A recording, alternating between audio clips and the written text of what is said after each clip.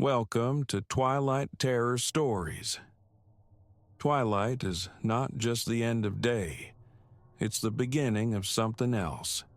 A time when the shadows stretch and fear takes its first breath. You've stepped into that moment now, and the stories are waiting. Let them find you.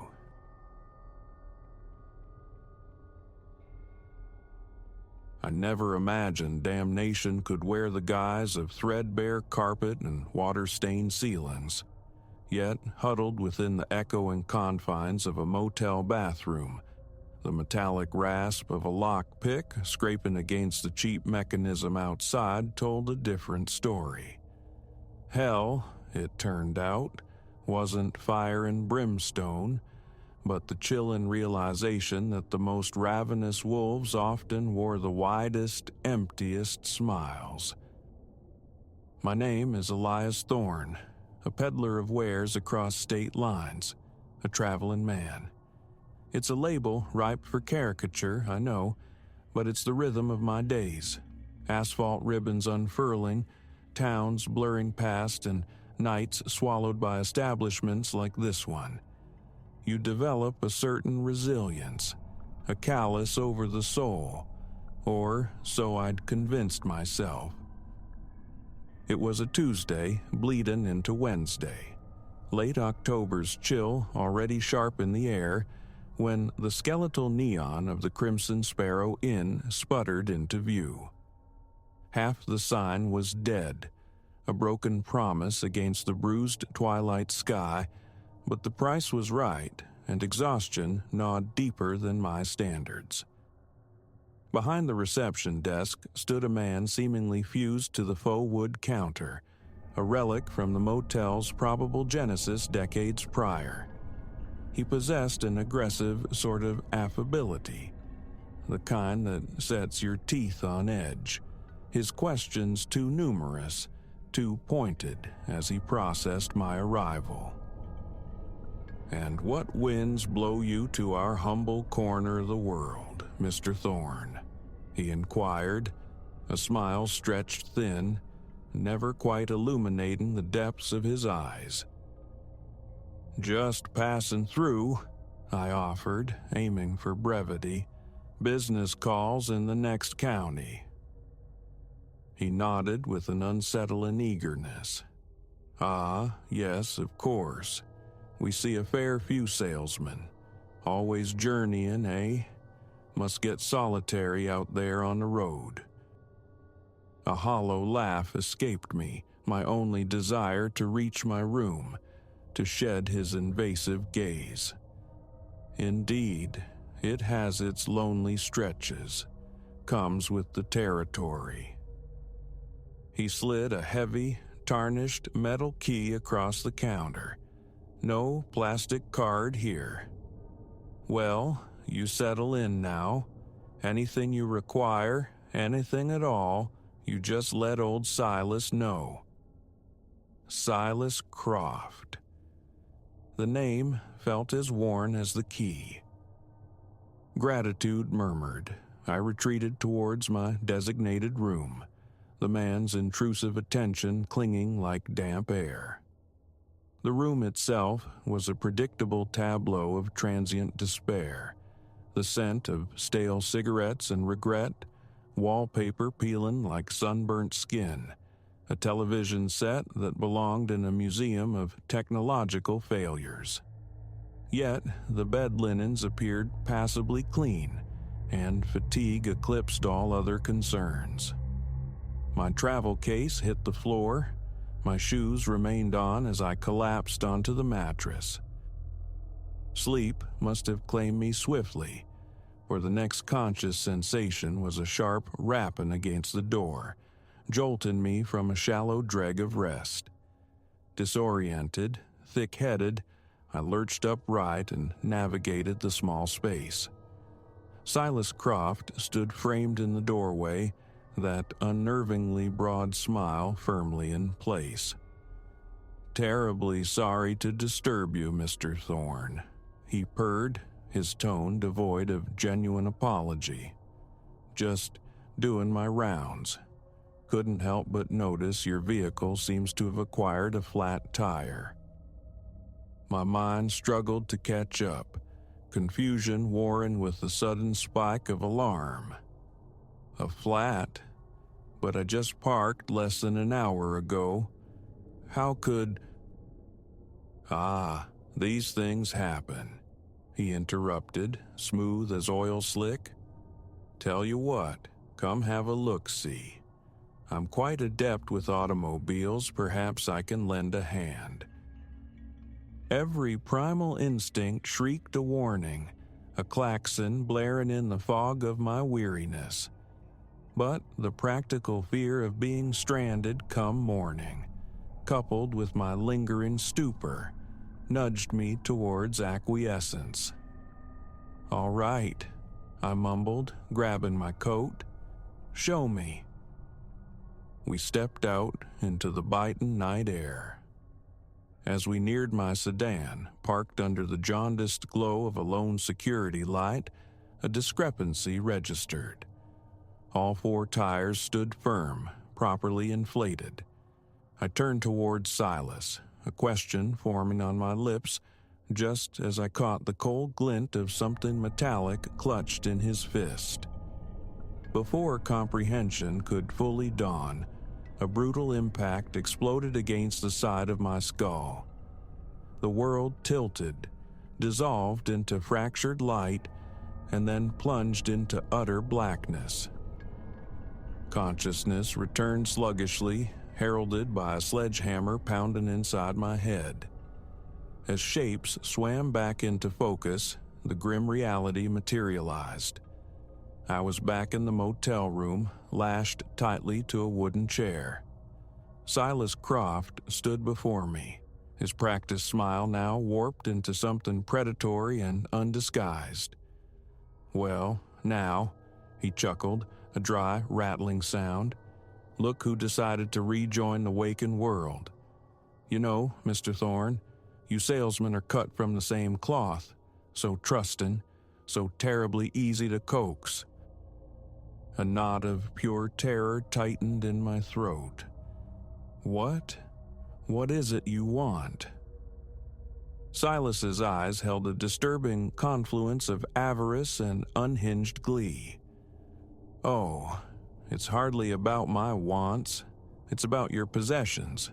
Salesmen, you see, always travel with a bit of cash, don't they? Always something potentially valuable tucked away in those smart briefcases." He gestured towards my luggage, already rummaging through it with an unnervingly familiar dexterity. "But it's more than just the valuables," he continued, his tone almost conversational, lecturing. "You're also ideal subjects, constantly moving, no fixed address. Nobody raises an alarm for days, sometimes weeks." Ice water seemed to flood my veins as the full horror of his words sank in. How many others had checked into the Crimson Sparrow Inn and never checked out? How many journeys had ended abruptly within these 4 stained walls? While Silas sifted through my belongings, I strained against my restraints. The ropes bit deep, but the knot securing my right wrist seemed to possess a fraction of give. If only I could work it. "Wouldn't waste your energy," Silas commented idly without looking up. "Been doing this long enough to master a proper binding." Panic surged, threatening to drown me, but I fought it back, clawing for clarity. "Look," I began, striving for a steady voice. "You don't need to do this. Take the money. Take whatever you want. I won't say a word to anyone. Just let me leave." Silas turned, shaking his head with theatrical pity. "Tut, tut. You know that's not feasible. Can't have you scurrying off to the authorities now, can we? No, Mr. Thorne, I'm afraid your travels conclude here. From his pocket, he produced a menacing knife, its blade catching the weak lamplight with a hungry shimmer. "Don't fret, though. I'll make it swift. I'm not entirely without mercy." As he advanced, the knife held ready, something primal ignited within me. Fueled by sheer desperation, I hurled my weight backwards, chair and all. The crash jarred every bone, sending agony shooting through me, but the impact jolted the ropes. Silas lunged, but I twisted away, my right hand suddenly, miraculously free. My fingers scrambled, closing around the base of the heavy bedside lamp. With every ounce of remaining strength, I swung. The lamp connected with Silas's skull with a sickening thud. He crumpled to the floor without a sound. For a disbelieving moment, I lay there, sucking in ragged breaths, stunned by the sudden turn. Then, adrenaline surged. Moving with clumsy haste, hampered by the remaining ropes, I struggled to free myself completely. Once untangled, I wasted no precious seconds. Snatching my wallet and car keys, I abandoned everything else. As my hand closed around the doorknob, a low groan emanated from the floor behind me. Silas was stirring. I flung the door open and bolted into the night, sprinting towards my car, fingers fumbling frantically with the key. Behind me, Silas's enraged shouts echoed, followed by the heavy thud of footsteps on the asphalt. I threw myself behind the wheel, jammed the key home, and roared out of the parking lot, tires spitting gravel. A final glance in the rearview mirror seared his image into my mind. Silas Croft, standing solitary in the middle of the access road, his face a contorted mask of fury under the dying neon. I drove for what felt like an eternity, hands trembling violently on the steering wheel, eyes constantly scanning the mirror, expecting the imminent glare of pursuing headlights. Only when the first tentative fingers of dawn began to paint the eastern sky did a sliver of the tension ease. I pulled into the bright, anonymous bustle of a large truck stop, my thoughts a chaotic storm. The police. I had to call them. Yet a chilling paranoia held me captive. What if Croft wasn't acting alone? What if local authorities were compromised? What if this web was wider, darker than I could comprehend? Ultimately, fear propelled me onward. I crossed one state line, then another, stopping only for fuel, driven by a primal need for distance. It wasn't until I was 3 states removed from the Crimson Sparrow Inn that I finally mustered the courage to walk into a police station. The detective who took my report listened intently, his expression hardening into grim understanding. "You're not the first soul to tell a tale like this," he stated gravely when I had finished recounting the ordeal. "We've heard whispers, similar accounts from other travelers waylaid along that route. But you're the first one who got away clean, the first who can put a face and a name to the monster."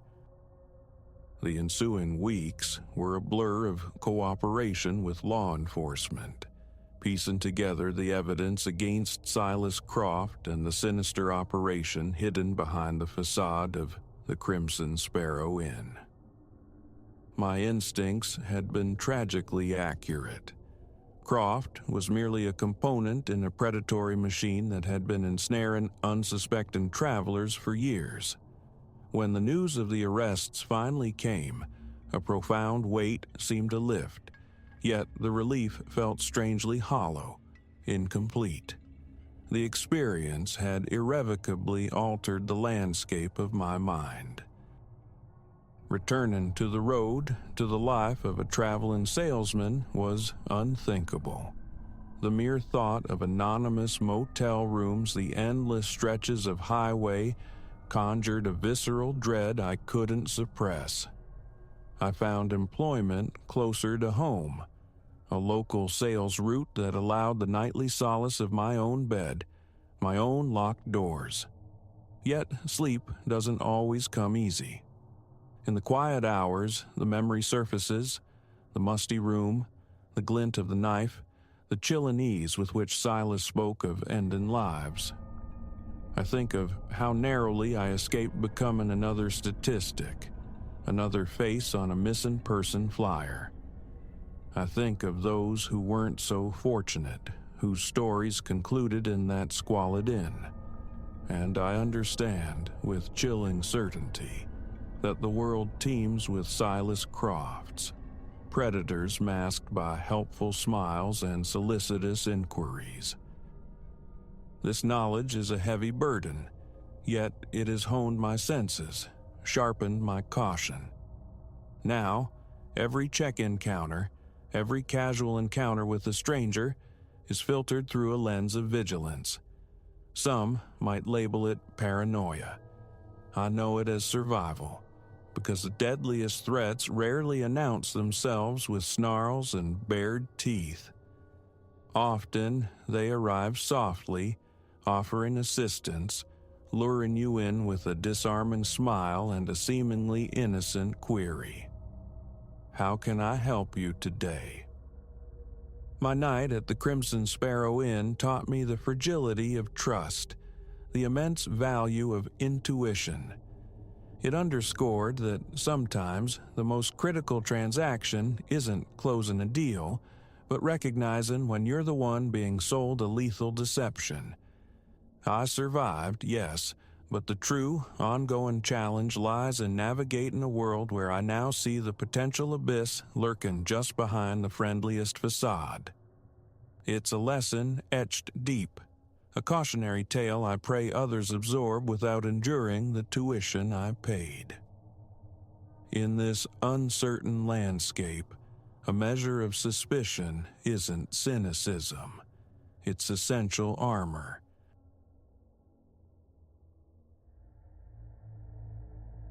A fool's errand descending those stairs. Hindsight screams it, doesn't it? Always too late. But the truth remains. I never should have sought the source of that music in the belly of Blackwood Sanatorium, where unseen feet dogged our steps, where I learned some ruins deserved their silence. It began 3 days prior. Myself, Kalen, and Reese indulging our shared obsession with derelict spaces. We'd plumbed the depths of most abandoned shells in our slice of Philadelphia, yet Blackwood Sanatorium held a unique gravity. Shuttered 15 years now, swallowed by whispers of scandal, patient subjugation, unsanctioned trials, the standard grimoire of institutional horrors. Asbestos warnings kept most sensible folk away, but equipped with respirators and resolve, we fancied ourselves beyond amateurish fears. The late October wind, sharp as shattered glass, worried the chain-link perimeter as our car crunched onto the weed-choked tarmac around 2 in the afternoon. Ideal conditions, sufficient daylight for exploration, encroaching dusk for atmospheric photography. The complex sprawled across 5 acres, its crimson brickwork weeping decades of soot, window voids like vacant eyes fringed with shattered panes. Main entrance is a no-go, too visible, Reese observed, cinching his pack straps. Loading bay, rear access, I countered, recalling the blueprints I'd unearthed online. Through the defunct kitchens. Kalen, ever impatient, was already advancing, his camera bumping rhythmically against his jacket. Less discourse, more discovery. I need those morgue shots before the light fails. We navigated thickets of brittle weeds and drifts of unidentifiable refuse. The loading dock door sagged, wrenched from its moorings. A concerted shove granted us entry. Flashlight beams sliced through the particulate haze. Within, the kitchen was a tableau of corrosion and collapse. Oxidized steel hulks, dangling ceiling panels. Our boots ground shards and grit underfoot. Somewhere deeper in the gloom, water dripped, a metronomic plink, plink, plink, reverberating against grimy tile.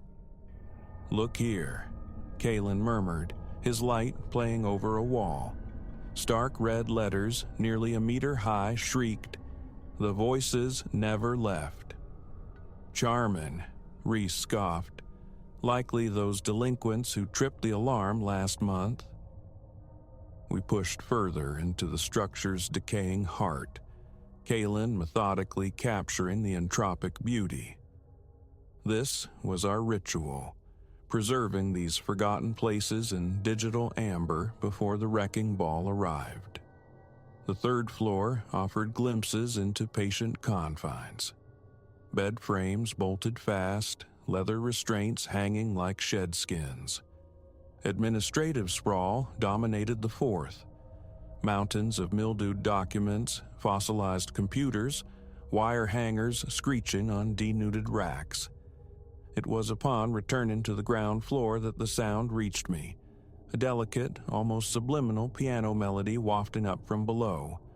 A few scattered notes, silence, then another hesitant phrase. "Do you hear that?"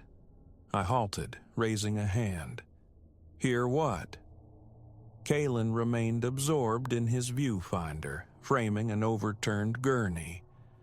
"Piano, from the basement." Reese chuckled uneasily. "Sure, phantom recital by some spectral orderly. I'm serious." The notes returned, clearer now, a simple, faltering tune. "Listen." They paused, heads tilted. The melody persisted for perhaps 5 seconds, then dissolved. "Just the building settling," Reese offered. "Old structures groan, wind howls through cavities." "Wind doesn't practice arpeggios," I insisted. "Someone's down there."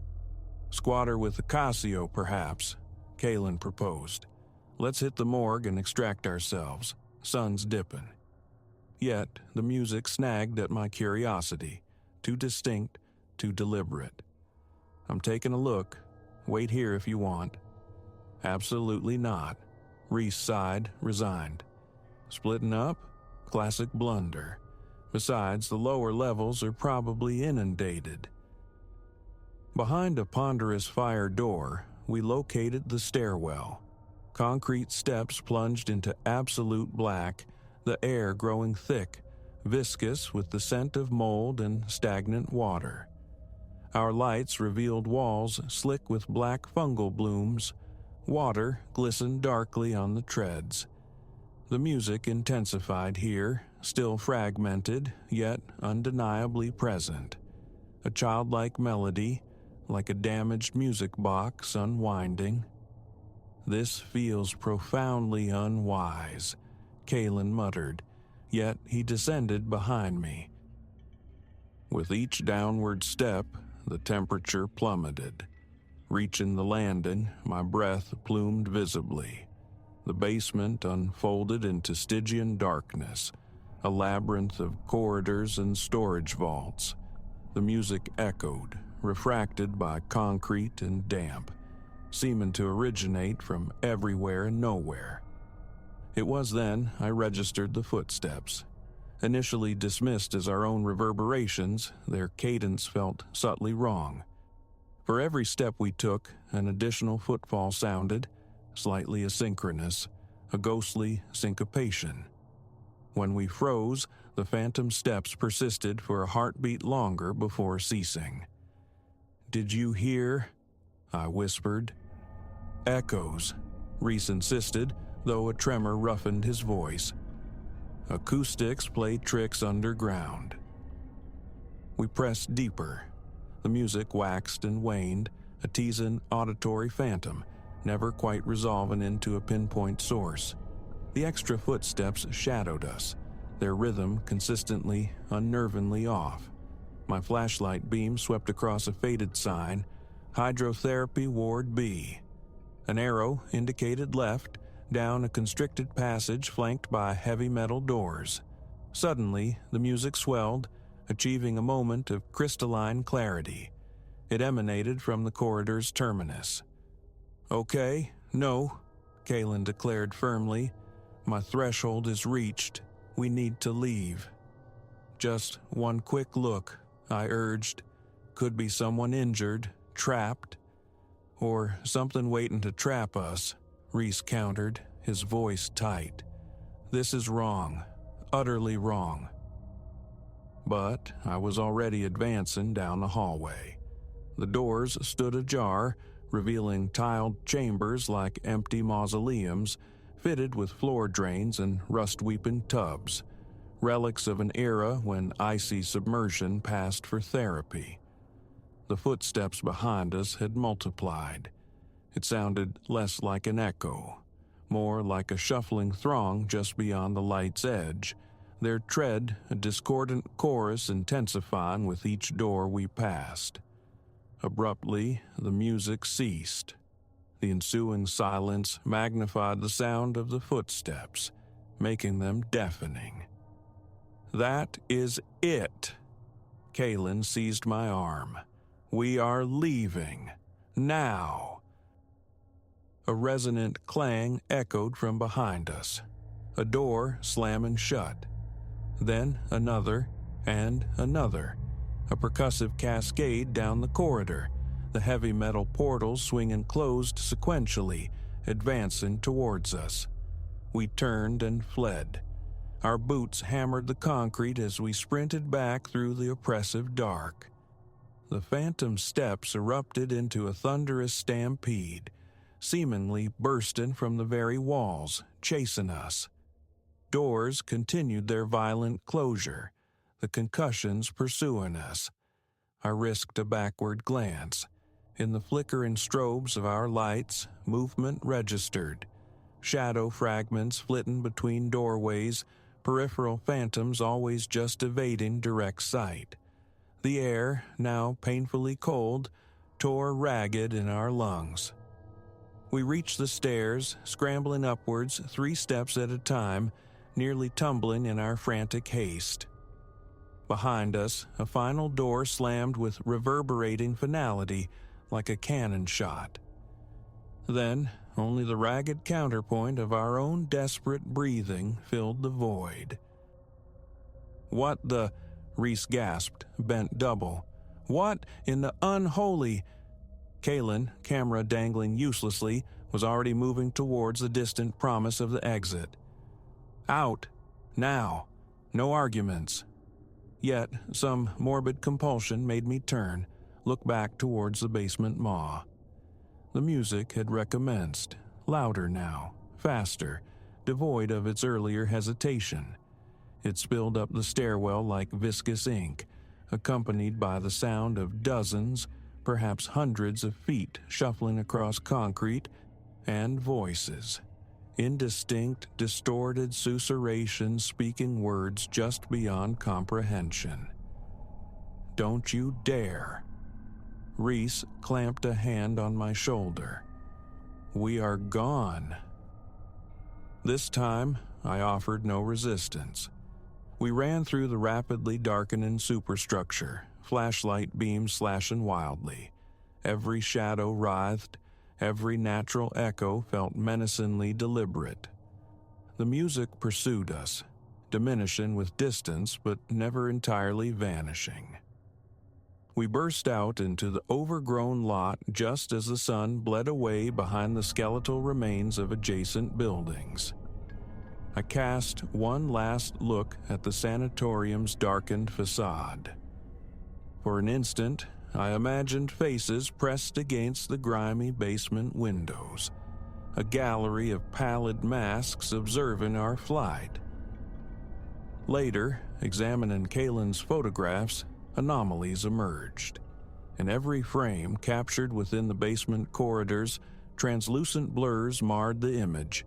humanoid smears of motion invisible to our eyes at the time, and in one shot of a hydrotherapy room, lurking indistinctly in a corner, a decrepit upright piano, its keys visibly depressed, though no player was present. 2 weeks later, the police discovered a vagrant's remains in that basement. The coroner's report stated he'd been deceased for months. They found him slumped at the piano, his fingertips abraded down to the bone, allegedly from incessant playing. I no longer explore the forsaken corners of the world.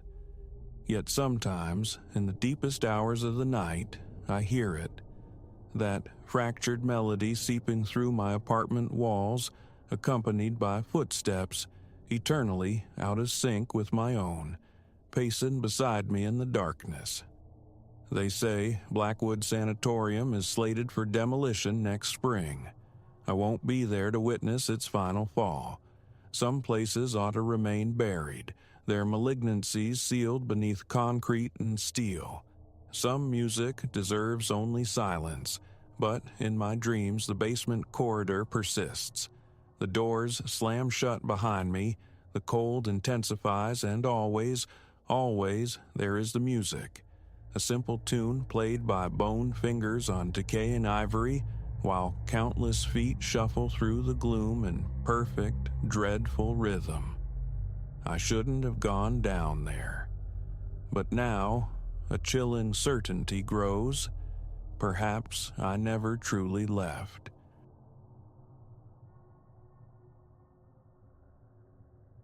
Each day consigns me to the same ritual, a vertical pilgrimage through this building, floor by ascending floor.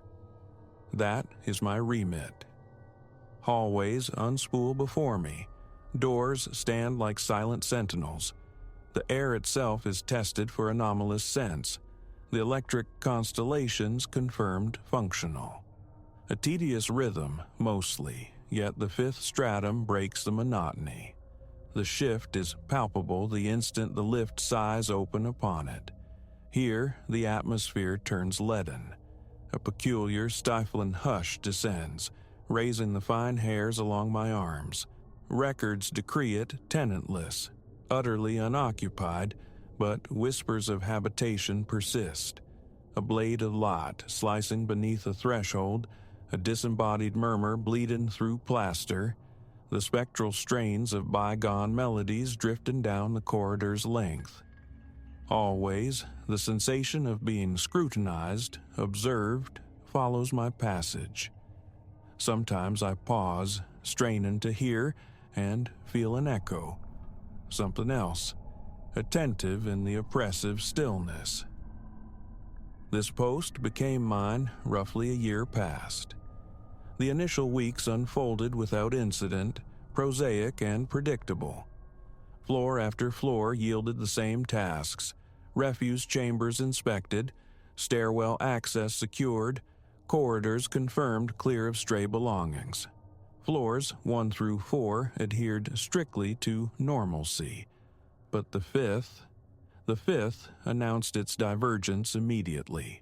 Its central artery seemed perpetually shadow-laden, somehow dimmer, even when the lamps overhead claimed to be alight. Certain bulbs would sputter, waver erratically.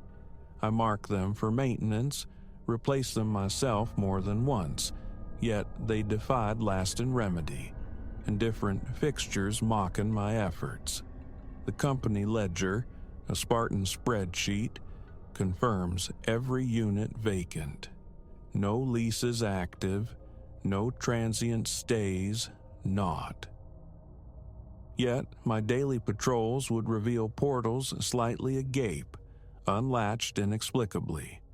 Impressions, not always my own previous day's boot prints, would mar the settled dust. Fresher tracks, sometimes, of a different, smaller gauge. Other times, sounds, muted murmuring from behind sealed wood, abruptly ceasing the moment my proximity registered. The day the anomaly truly asserted itself began with the elevator delivering me to a frantically strobing hallway light. Far down the dim expanse, one door stood cracked open. An astringent chemical odor, sharp and akin to bleach, stung the air. And beneath it, a muffled tune, warped by the static hiss of a weak signal, emanated from what sounded like an archaic radio. A wave of profound disquiet washed through me, cold in my gut. I advanced, slow steps swallowed by the worn carpet, my own breathing suddenly loud and labored in my ears, palms slick with nervous damp. Reaching the threshold, I nudged the door wider. Darkness pooled within, pierced only by the faint, isolated luminescence of a small lamp in a far corner. Instantly, the music died, cut off as if a switch had been decisively thrown. I crossed into the void, thumbed my torch to life, its beam dissecting the emptiness. Barren. No furnishings, no human trace. Closets yawned vacant. The bathroom echoed only my intrusion. Nothing. Only the persistent chemical tang remained, clinging to the air, and perhaps, just perhaps, a fleeting susurrus behind me, its source forever elusive. I conveyed the incident to Mr. Thorne, the building manager. Was I certain? He queried, his tone laced with polite skepticism. Affirmative. The open door, the spectral music, the chemical smell, I recounted it all. He appeared merely bemused, reiterating the floor's long vacancy. Years since anyone lived up there, Elias, he stated, gesturing vaguely towards the tenant list on his screen. A maintenance worker's oversight, perhaps? Forgetting to lock up? I logged it simply as peculiar occurrence and endeavored to proceed. But the feeling only intensified with each subsequent visit. Stepping from the lift became an act freighted with apprehension, my heart beginning its familiar thrumming against my ribs, unsure what tableau awaited. Sometimes the corridor lay dormant, lights blessedly steady. Other times a distant door would again hang unlatched, or light would bleed through the frosted glass panel of an apartment window.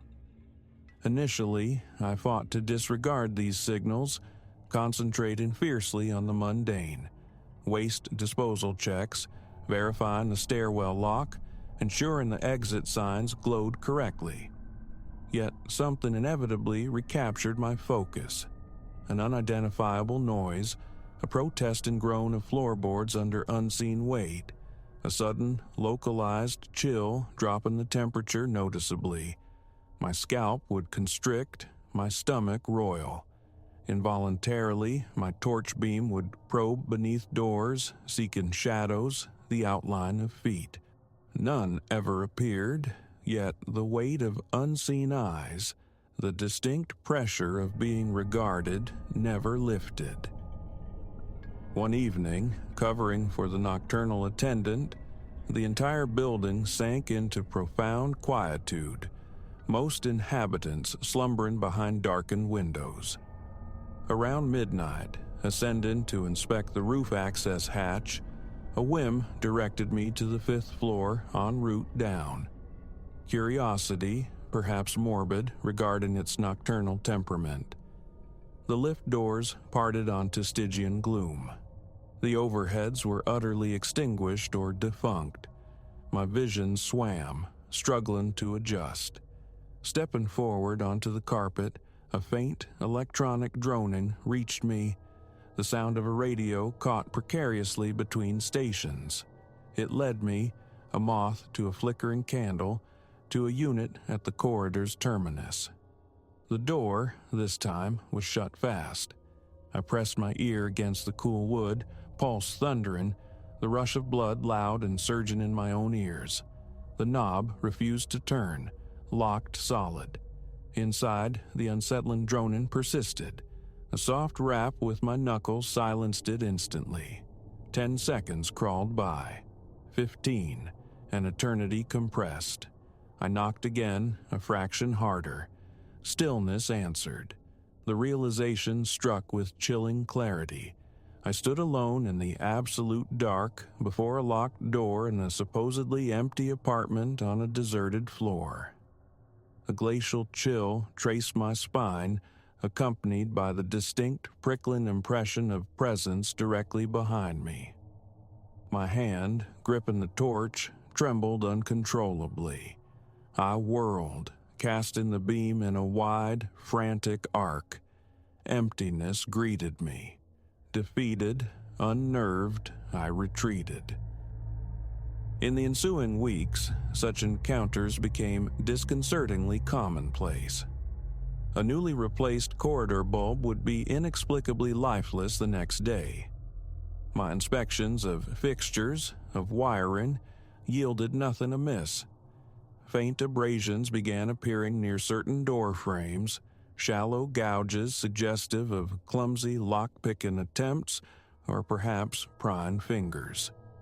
Yet, no official reports of intrusion surfaced. No tenant complaints materialized. The urge to involve the authorities warred constantly with the stark lack of tangible justification. These were minor disturbances, individually easy to discount. No actual harm done, nothing demonstrably pilfered. So I held back, but the inquisitiveness festered, growing into a quiet obsession. One afternoon, post-lunch, fortified by caffeine and resolution, I decided upon a meticulous inspection of all 6 units composing the 5th floor. Armed with the master key and the self-assigned rationale that investigating unexplained lights and noises constituted a legitimate maintenance issue, I began with apartment 501, knock, wait, unlock, enter. Dust lay thick, a gray shroud over undisturbed floorboards. Stark walls stared back, vacant closets gaped, empty cabinets offered no secrets. Unit 502 echoed this desolation, and the pattern repeated through 505. By the time I reached 506, the final door, my conviction had waned, yet thoroughness demanded completion. The door to 506 yielded to a simple turn of the knob, unlocked. I entered cautiously, torch beam preceding me as habit now dictated, despite the functional overhead lights within. This space felt different, palpably recently occupied. The floor showed significantly less grime than its neighbors. A solitary lamp stood plugged in a far corner of the living area, switched off but distinctly, undeniably tepid to the touch. It had been radiating heat not long ago. On the floor nearby lay a neatly folded blanket, and beside it a half-consumed bottle of water. I lifted the bottle. Liquid still swirled and lapped within. A familiar local brand, utterly anonymous. My mouth turned arid, my stomach knotted tight. Someone had been here, unequivocally. The bathroom confirmed it. The tiles were cleaner than expected, bearing fresh, damp footprints smaller than my own sturdy work boots. Impossible to gender, but certainly not mine. The mundane reality of the water bottle, the simple blanket, this concrete evidence tightened my chest with a mixture of vindication and fear. I was not imagining things.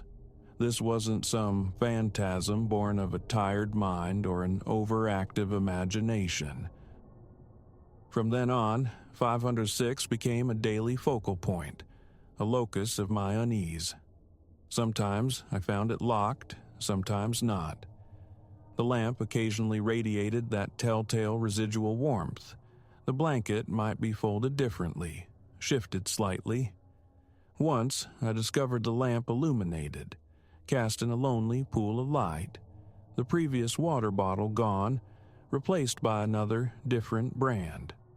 The notion of installing a discrete camera arose, attempting solution, only to be firmly quashed by Mr. Thorne, citing inviolable privacy protocols. Proof, irrefutable proof, of squatting was required first, he maintained, still clinging stubbornly to the floor's official vacancy, hinting gently, perhaps kindly, at my potential stress or fatigue. I assured him otherwise, my voice tight with a conviction I couldn't convey. Around 2 months into this heightened vigilance, subtle sounds began to manifest closer to home, near my own ground floor office towards the shift's end. Faint footfalls in the deserted hallway outside my door. Each time I rose swiftly to investigate, silence and emptiness greeted me. The night guard swore no one had passed. Lobby surveillance footage showed only my own solitary movements. A chilling, invasive thought surfaced. Was the occupant of 506 now tracking me? Unease became my constant companion on the elevator ascent. Breath quickening, hands unsteady, almost hesitant, as I reached for the 5th floor button. My phone felt heavy and solid in my pocket, a potential lifeline clutched tight. Yet the perpetrator remained spectral, always just beyond perception. Only the lingering wrongness of the hallway persisted. The occasional faint, sharp whiff of bleach, the distant, ghostly crackle of radio static. One evening, while concluding my final rounds, the sharp, percussive report of a door slamming shut on the 5th floor echoed violently down the central stairwell shaft. Adrenaline surged, hot and immediate.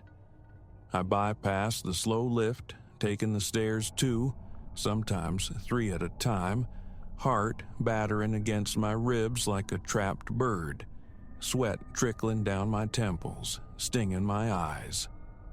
Bursting through the heavy 5th floor access door, I found the corridor plunged into near darkness, save for a single overhead bulb flickering spasmodically, casting epileptic shadows.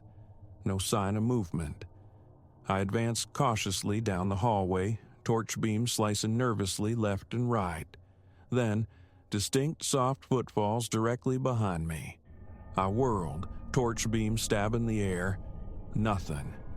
My heart threatened to escape my chest cavity.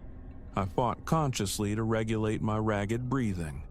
The steps resumed, seeming to subtly orbit me, their origin frustratingly elusive, everywhere and nowhere at once. For perhaps 30 agonizing seconds I stood rooted, sweeping the light in trembling defensive arcs.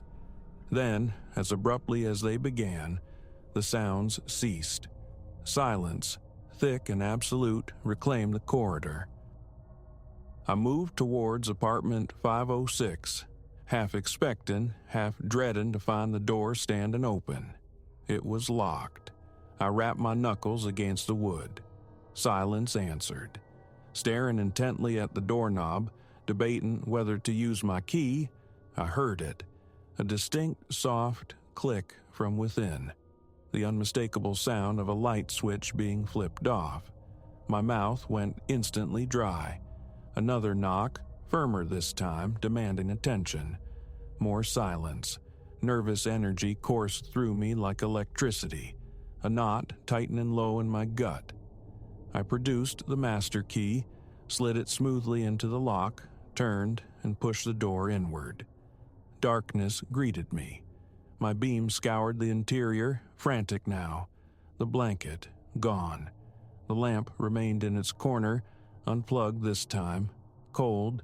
Bathroom, empty. The small entryway closet, vacant. Driven by a near-absurd, desperate resolution, I even checked under the sink. Nothing. Whoever resided here, whoever haunted this space, possessed an uncanny, disturbing ability to simply dematerialize. Each day since has only reinforced the unsettling conviction. Someone is either deliberately toying with me, playing some unfathomable game, or cohabit in this floor with exceptional, almost supernatural stealth. There's been no overt aggression, no violence, and still no formal complaints from other tenants about disturbances. Yet the internal strain, the quiet, gnawing apprehension, intensifies with every fifth-floor patrol. I began delaying this part of my rounds until the very end of my shift, seeking the perceived safety of daylight hours. But the unsettling aura, the palpable wrongness of the place, persists regardless of the time. Lights waver without cause, doors groan on silent hinges, and spectral music occasionally drifts from indeterminate sources down the hall, always vanishing upon my approach. One afternoon, driven by a need to act, I decided to wait inside apartment 506. I positioned myself on the floor, back braced against the cool plaster wall, torch off, phone clutched tight in my hand like a useless ward. The room hummed faintly with the latent electricity in the walls, the silence broken only by distant building sounds. Minutes crawled by, stretching into an eternity. My limbs grew cramped and stiff. Every faint creak from the structure, every distant rumble amplified in the stillness. After perhaps half an hour of this tense vigil, a gentle, almost hesitant tapping sounded at the door. My heart jolted violently. Rising noiselessly, fluidly, I crept towards the entrance, straining to remain utterly silent. Another knock, soft, measured, deliberate. Perspiration slicked my palms. Should I wait? Call out? Confront? I opted for surprise, a sudden reveal. Grasping the knob firmly, I wrenched the door open violently, ready for anything. The hallway stretched before me, utterly, disappointingly empty. A quick, desperate scan left, right, towards the stairwell access revealed nothing, no one. A cold sweat prickled the back of my neck.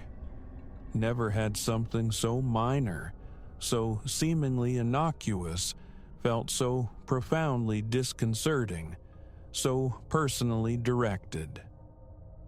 Following this latest incident, I informed Mr. Thorne, my voice tight with frustration, that my suspicions were now certainties. An unauthorized occupant definitively resided on the fifth floor. He agreed, with palpable reluctance, to accompany me the next morning for a joint inspection. Together, we toured every unit methodically, 506 included. All were demonstrably vacant, dust undisturbed, the air stale and still. Thorne offered me a puzzled, searching glance, tinged perhaps with skepticism, perhaps even pity.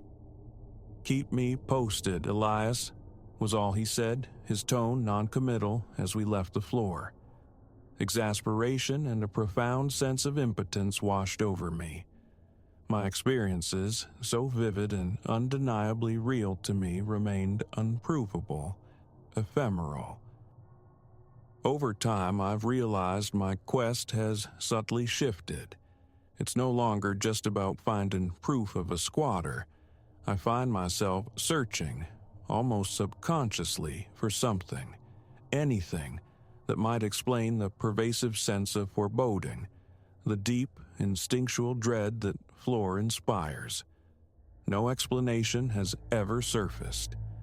Yet the dust on that corridor floor continues to register fresh, inexplicable impressions. The corridor light persists in its erratic failures, defying every new bulb I install with defiant regularity. The phantom radio plays its static-laced, melancholic tunes from nowhere I can ever pinpoint. Despite exhaustive searches of every conceivable cavity and closet. Now, the ascent to the fifth floor invariably triggers a visceral clenching deep in my gut. My torch becomes a talisman, gripped tight, its weight a small comfort. My movements up there are measured, cautious, my breath held shallow, listening. No longer do I rush through my checks. Each step is deliberate, each pause attentive. I strain my ears for the low hum, the crackle of antique music. I anticipate the sudden slam of a door, the subtle turn of a distant knob. The feeling of being watched is almost constant now, a tangible pressure, a presence felt just beyond the periphery, patiently waiting for my departure. Every attempt to corner this entity, to catch a glimpse, fails utterly. They slip away like smoke. What recourse remains?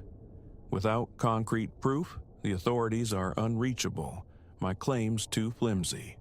Without Mr. Thorne's sanction, surveillance remains impossible, a forbidden tool, and abandoning my duties, my livelihood, is not an option. So, the ritual continues. The checks persist. The unnerving presence endures. And I steel myself daily against losing courage, against succumbing to the insidious fear. That floor, designated empty on paper, feels perpetually, intensely occupied. Doors continue to be discovered open. Lights ignite on their own accord. The music plays from unseen, untraceable sources. Each day, I enter that charged space, torn between desperately hoping for normalcy and secretly craving a confrontation, any confrontation, that might finally yield answers. Neither ever materializes. Only the quiet, suffocating tension remains, a constant weight pressing down upon me as I complete my rounds. And every day I depart the fifth-floor corridor, ostensibly solitary, yet utterly, unshakably convinced that I am never truly alone up there at all.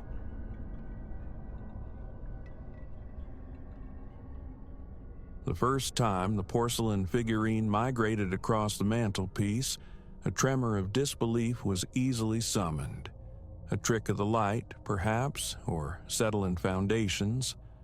By its third inexplicable journey, however, certainty settled cold and hard in my gut. This house was profoundly unwell. What began as a simple kindness, tending my friend's ancestral home during her absence, had curdled into awakened dread. Day by day, the sensation of unseen eyes intensified, a persistent pressure behind my own, until the question wasn't if something was wrong, but whether I'd survive this stewardship.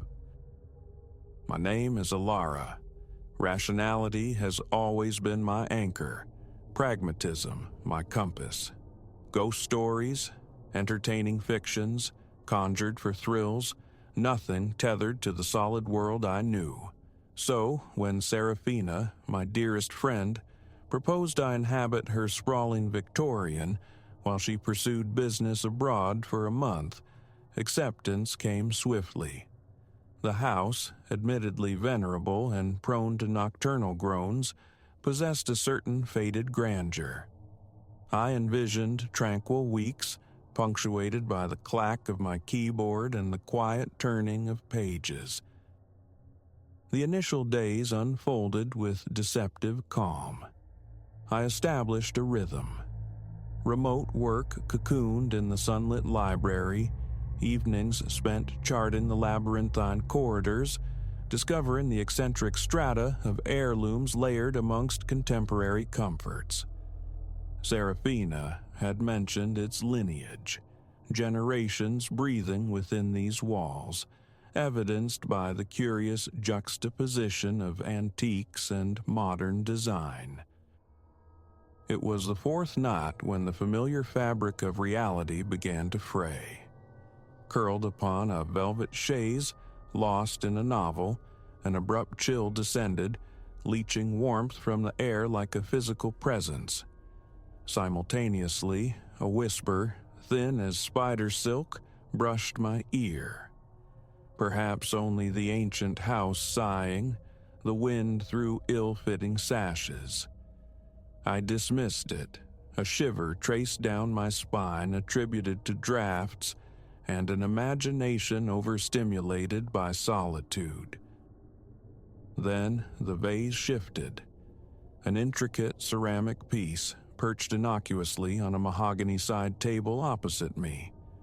A peripheral flicker registered its movement, a distinct slide no more than an inch, yet irrefutable. I blinked, vision swimming momentarily, convinced fatigue was playing tricks. Staring directly, it sat immobile, radiating fragile innocence. A nervous laugh escaped me. The old pile was clearly working its atmospheric sorcery. I retreated to bed that night marginally unsettled, determinedly pushing the incident from my thoughts. Silence reigned the following day, lulling me back towards ease. But as dusk bled through the tall windows, the disquiet returned, insidious and pervasive. Standing at the kitchen sink, hands immersed in soapy water, a distinct thump resonated from the floor above. The sound suggested a heavy book tumbling from a shelf. Heart hammering against my ribs, I ascended the creaking staircase, nerves taut, half expecting a confrontation. Yet the upper level lay steeped in silence, undisturbed. Room by room, I searched, finding only dust motes dancing in the fading light. As I pivoted to descend, a flash of movement snagged my attention. The vase, that same delicate porcelain, now resided on a narrow console table in the hallway. I could have sworn it had been downstairs. "Compose yourself, Ilara," I murmured, the words feeling hollow. "You're unraveling." But a deeper, colder intuition whispered otherwise. The house felt poised, expectant, holding its breath. Sleep that night was a fractured affair. Each groan of timber, every sigh of the wind became a potential intrusion.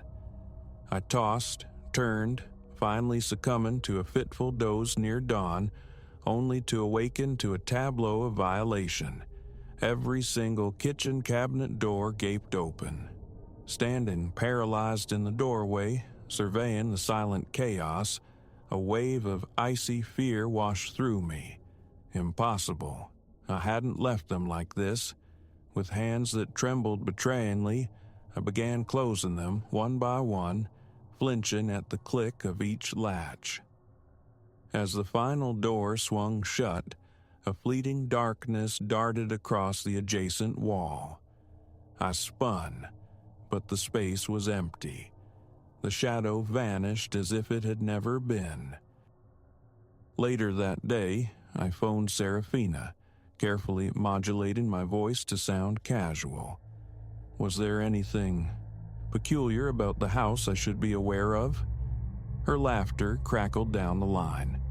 The place was old, she chirped, full of character, drafts, and odd noises. Certainly nothing sinister. I tried to anchor myself to her easy dismissal, but the knot tightening in my stomach refused to yield.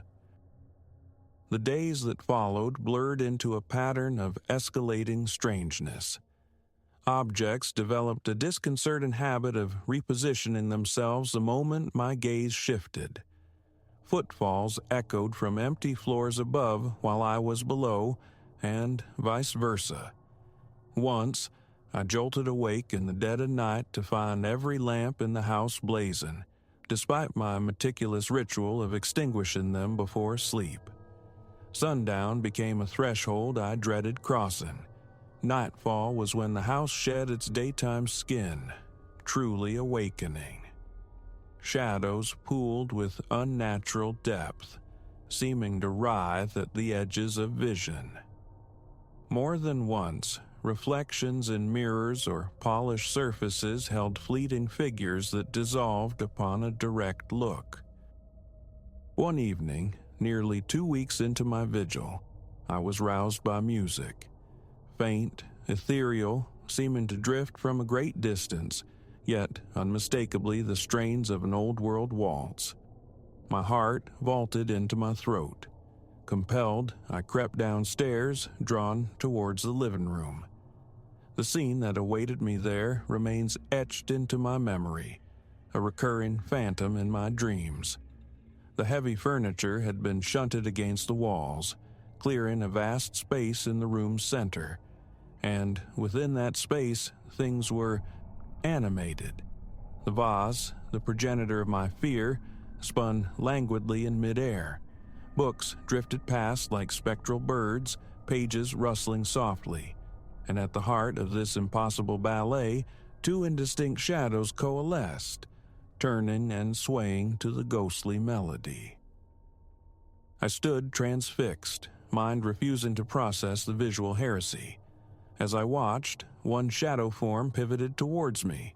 It possessed no face, no discernible features, yet I felt its attention lock onto mine, an awareness that bypassed sight. Abruptly, the music ceased.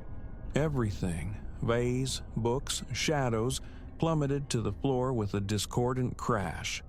I fled, scrambling back to my borrowed bedroom, bolting the door, burrowing beneath the covers like a terrified child.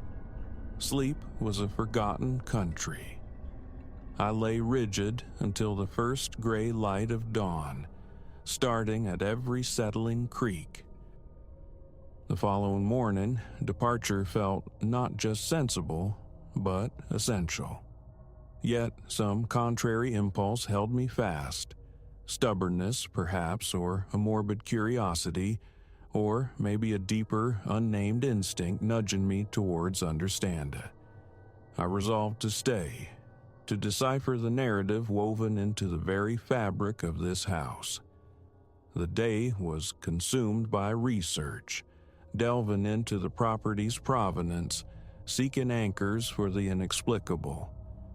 What I unearthed sent a chill deeper than any spectral draft.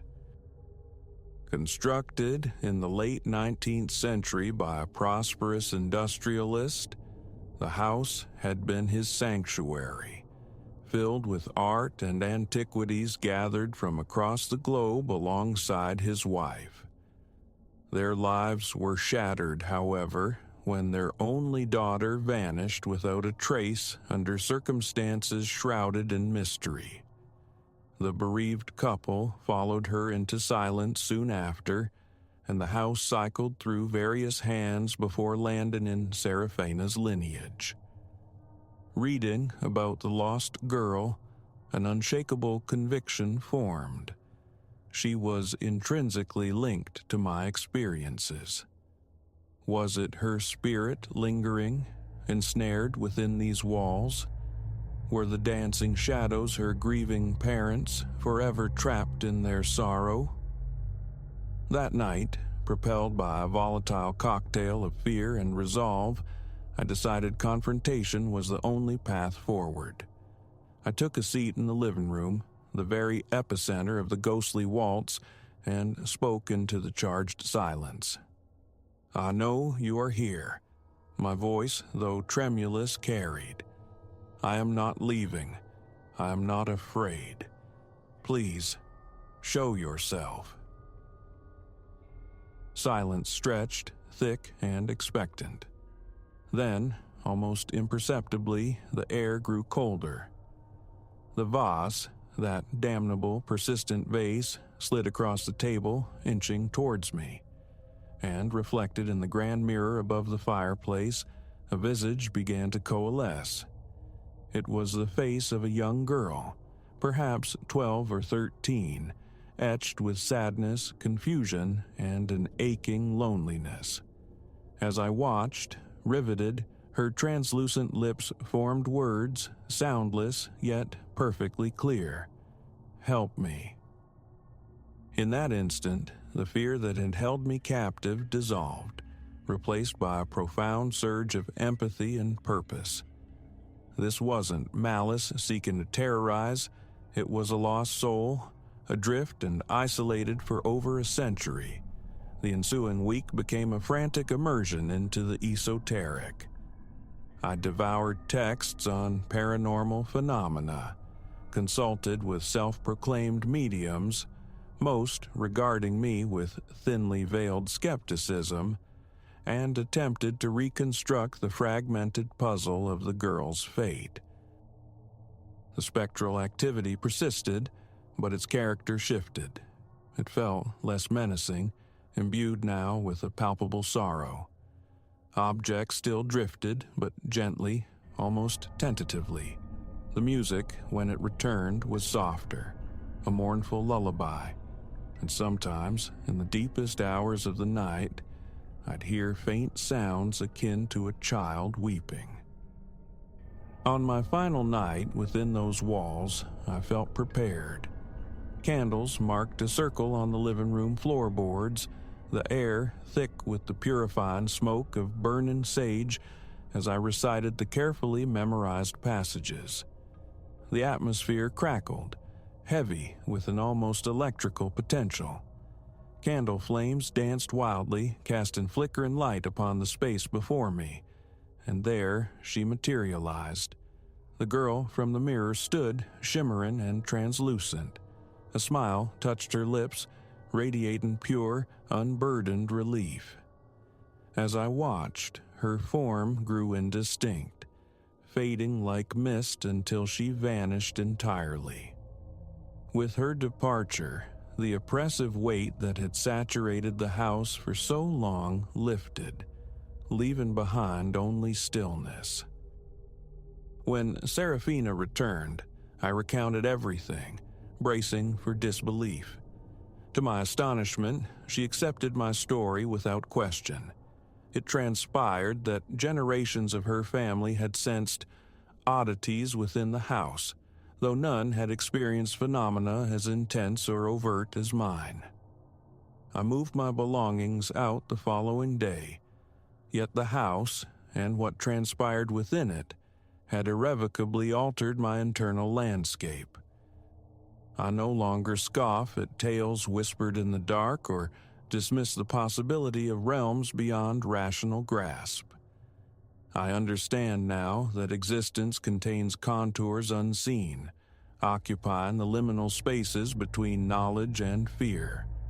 And occasionally, when the night is profoundly quiet, I fancy I catch the faintest echo of an old waltz on the breeze, a poignant reminder that not all hauntings are born of malevolence, that sometimes all a spirit craves is acknowledgement, a listening ear, a helping hand.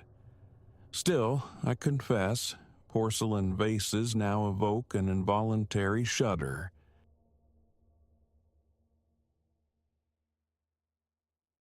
These woods, my verdant refuge, a cathedral of silence where my thoughts could unspool. Always, until that inauspicious afternoon. The sun bled gold across the canopy, long shadows stretching like skeletal fingers between the trunks, and in that failing light, my known world began to fray at the edges. Deeper than paths dared trespass, where the atmosphere itself seemed steeped in rot and time's dust, I unearthed the altar. One careless caress, a moment's trespass, and I roused a slumbering virulence, a primordial hunger that had festered in darkness, awaiting just such a blunder, just such a fool. Dawn had barely cracked the horizon when I shouldered my pack. Nuts, dried fruit, water, a tattered guide to the local biome clinging to its binding. Autumn's crisp teeth worried my cheeks as boots crunched the familiar confetti of fallen leaves. How many times had my soles pressed this earth? Yet a restless urge, a siren song from the forest's unmapped heart, pulled me onward that day, beyond the comfort and weave of known trails. Hours dissolved. The trodden ways surrendered to tangled suggestions of passage, choked by seasons of shed foliage and grasping briars. Here, the timber stood ancient, gnarled limbs clawing at the bruised twilight sky. A peculiar hush descended, thick and watchful, punctuated only by the furtive scuttling of unseen life. A tremor deep in my gut hissed retreat. It spoke of perils coiled in the shadows, but that insidious itch, curiosity's venom, urged me deeper still. The afternoon light began to thicken when a discordant gleam snagged my eye. Something manufactured, alien amidst the loam and moss. Compelled, I wrestled through a thorny barricade, the brambles tearing threads from my clothes, leaving stinging kisses on my skin. And then, revelation. It commanded a small, sunken clearing, awash in the day's dying, buttery light. A primal construction, a rough-hewn plinth of stone ringed by leaning, eroded figures like forgotten sentinels. Every surface writhed with carvings, intricate sigils whose sharp edges had been blurred by ages of wind and rain. My pulse hammered against my ribs as I crept closer. The air here was wrong. Palpably dense, freighted with an invisible weight that prickled the nape of my neck. Offerings lay strewn at the altar's base, desiccated blooms, molted feathers, and, unsettlingly, the delicate, bleached architecture of tiny skeletons. Gods above, I breathed, sinking to my haunches for a better look. In the fading illumination, the glyphs etched into the stone seemed to pulse with a subtle, internal light, undulating faintly. Hallucination? I blinked, scrubbed my eyes, but the unsettling motion persisted. Hypnotic. It drew me closer, a moth to a flame, even as a cold dread coiled low in my belly. Thought abandoned me. My fingers, acting of their own volition, stretched forward, tracing the serpentine curves of a single, complex sigil. The instant flesh met lithic cold, a violent current ripped through my nervous system, a blinding, internal electrocution that seized every muscle. I snatched my hand back with a strangled gasp, staggering clear of the altar. Silence, utter stillness gripped the clearing, broken only by the frantic drumming of my own blood. Then, insidiously, the world tilted. A pressure began to build, an atmospheric vice tightening around me. Cold descended like a shroud, stealing the warmth, my exhalations pluming white in the sudden frost. The gentle, amber light winked out, replaced by a spectral gloaming that seemed to bleed directly from the stones of the altar. And beneath it all, I felt it, an awareness unfurling, vast, aeons old, steeped in a malice so profound my sanity threatened to buckle. It was as if the very soil, the roots, the ancient trees had opened a single, baleful eye. Raw instinct screamed, "Flee!" I pivoted, lunging for the perceived edge of the clearing, only to collide brutally with nothing. An unseen, unyielding wall threw me backward onto the damp earth, breath knocked clean from my lungs. Panic, sharp-fanged, tore at my throat. Scrabbling upright, eyes wild, I searched for egress, but the clearing had warped.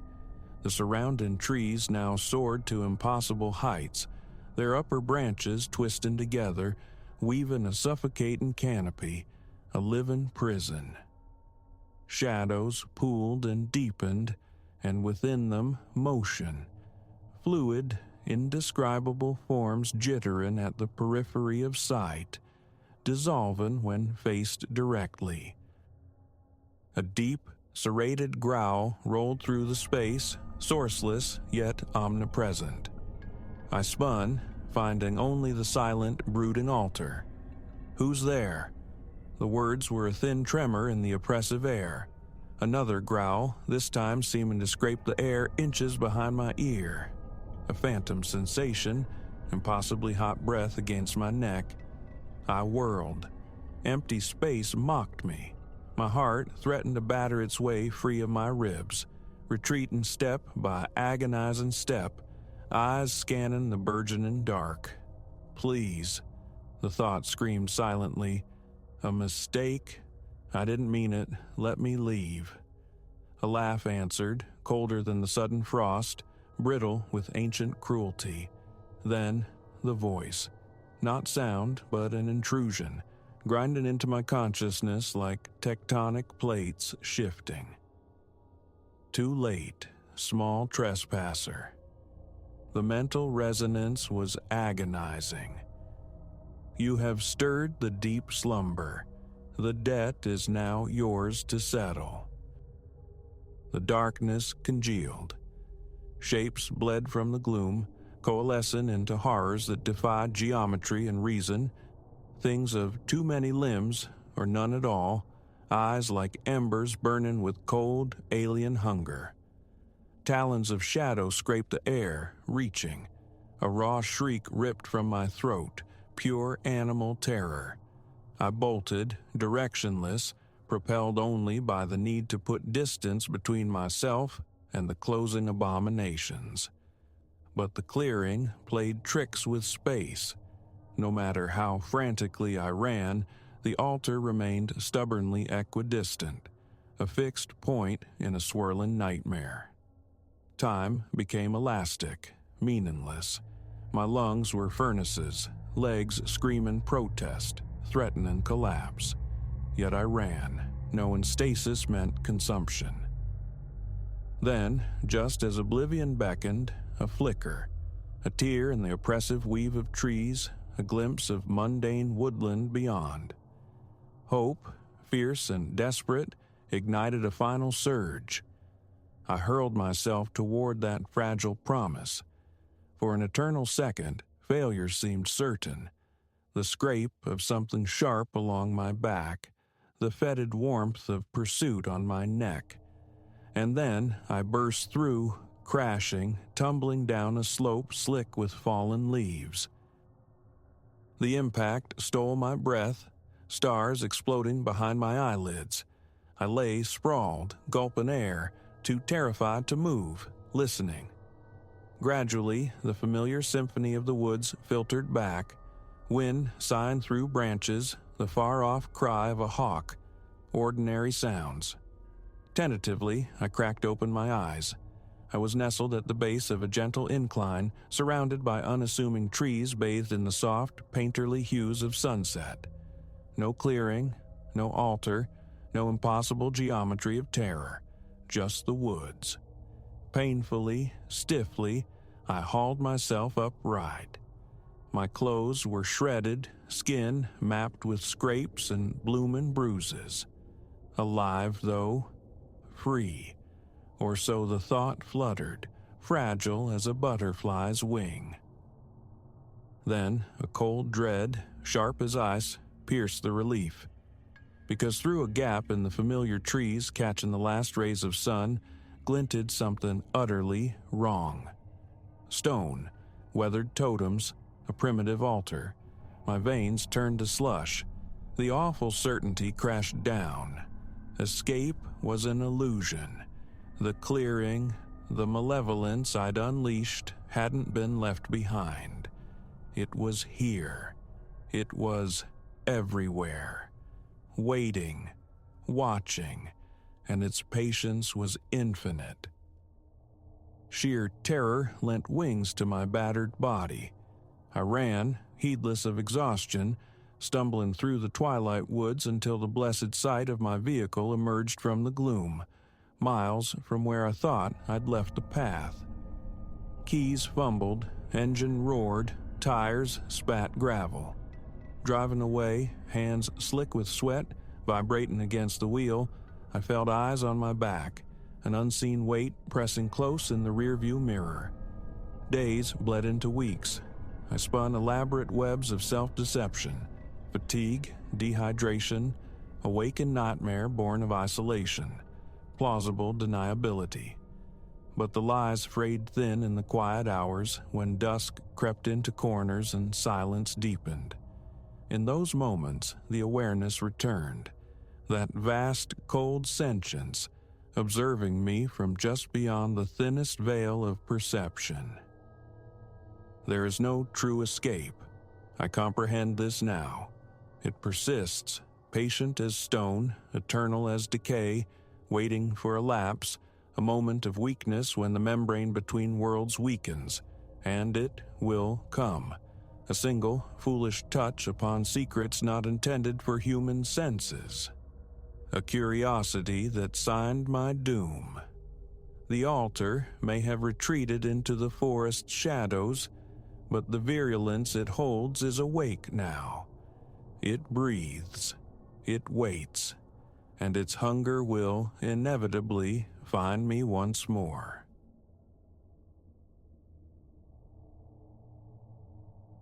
A tremor still skates down my spine whenever memory summons the night the world tilted on its axis. Skepticism is my default setting, fear a seldom visited country, yet this edifice of weary brick possesses an insidious talent for burrowing beneath the skin. Its quietude is profound, most days bordering on the unnerving, a sepulchral hush that initially felt like sanctuary for a soul craving solitude. But then came the aberrations next door, the subtle disturbances in the fabric of silence, and ignorance became an unaffordable luxury. 6 months I've called this place home, lured by modest rent and adequate square footage. The walls stand thick, ceilings vault high, and the corridor luminaires suffer fits of epileptic flickering. Neighbors are phantoms glimpsed in transit, laden with groceries or hustling toward unseen obligations. Their doors sealed tight, voices murmured behind wood and plaster. An enclave of mutual disregard, precisely what I'd sought. The apartment flanking mine, to the right as you face the hallway's end, presents a door identical to its brethren, off-white enamel, scarred near the base with chips like old wounds. A peephole punctuates its surface, a blind eye perpetually obscured from within. My own furtive attempts to penetrate its gaze yielded only impenetrable darkness. I conjured explanations. Nocturnal employment, perhaps. No soul ever witnessed entering or departing. Their schedule, I reasoned, must be woven into the deepest hours. Yet, niggling inconsistencies began to fray this logic. Sometimes, swallowed by the night's deepest ink, a frail luminescence would bleed through a sliver in the curtains.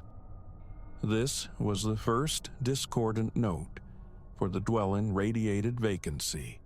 Blinds were habitually clamped shut, save for that marginal gap betraying a filament of light.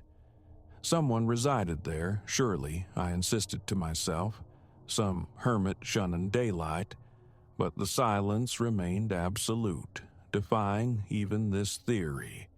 No footfalls, no murmurs, no electronic hum.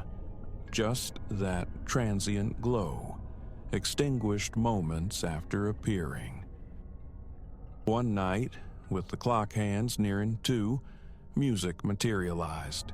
Soft, languid jazz seeping through the shared wall like smoke. I sat reading in my living room when the phantom melody drifted across. It persisted for perhaps 20 seconds, a fleeting auditory mirage before dissolving back into the quiet. Pressing my ear to the plaster, I strained for any subsequent sound, but the stillness had reclaimed its territory. The following day, pausing in the hallway, I listened intently at their threshold. Nothing. The impulse to knock warred with a potent unease. Intrusion felt like trespass.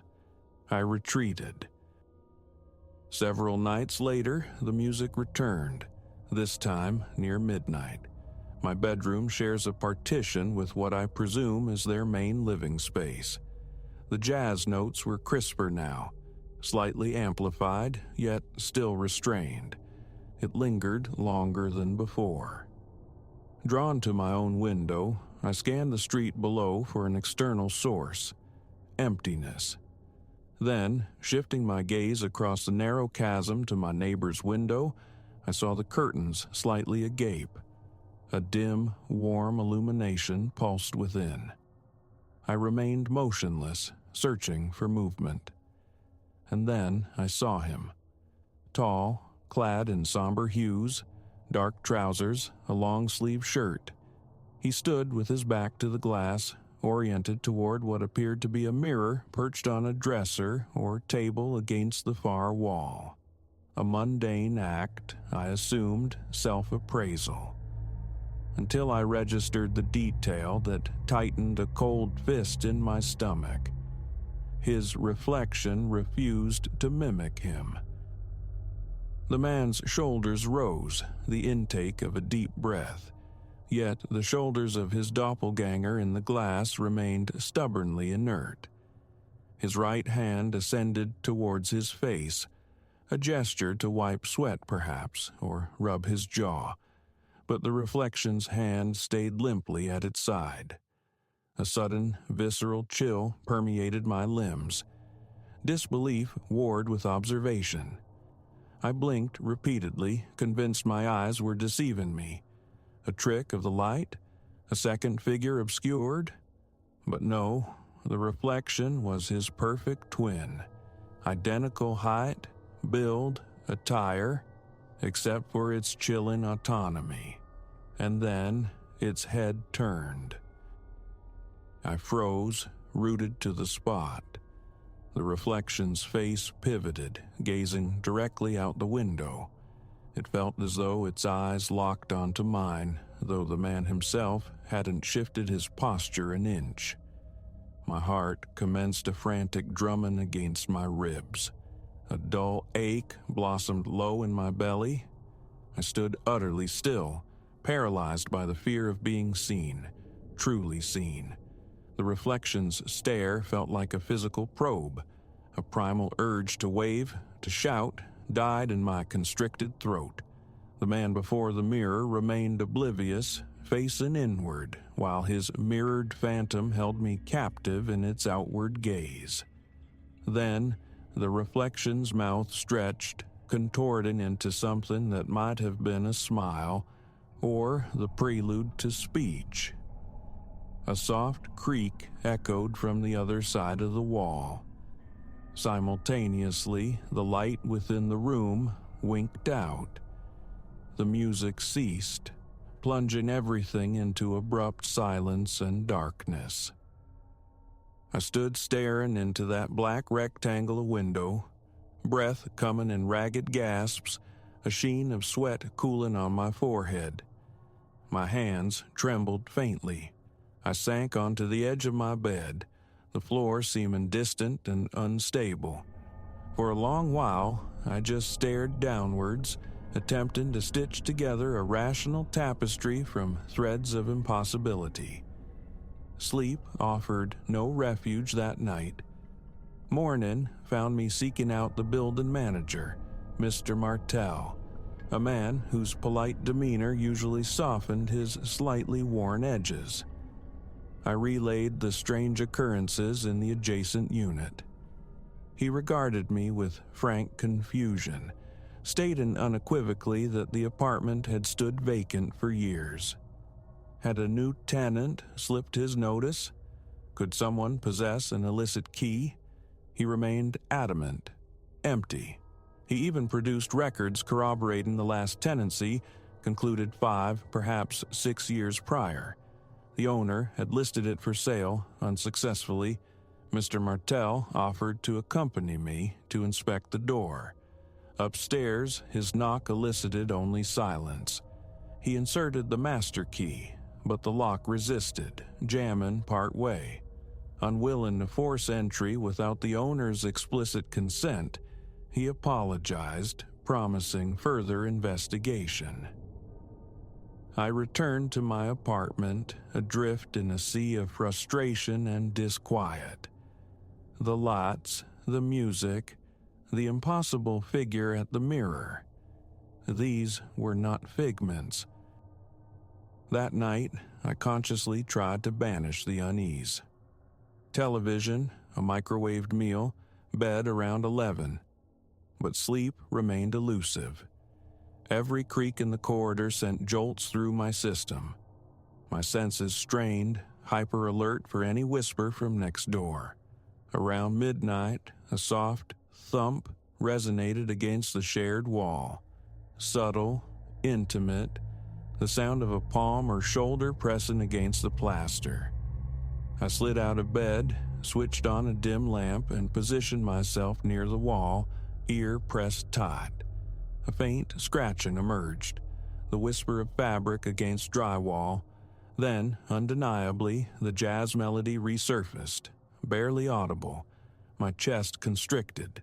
Stepping back, I fumbled for my phone, contemplating a late call to Martel, yet deterred by the hour and a creeping sense of absurdity.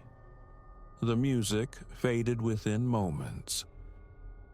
Compelled, I approached my window once more. No light emanated from the neighboring apartment. Utter blackness reigned. I stared at the inert curtain, pulse throbbing in my ears.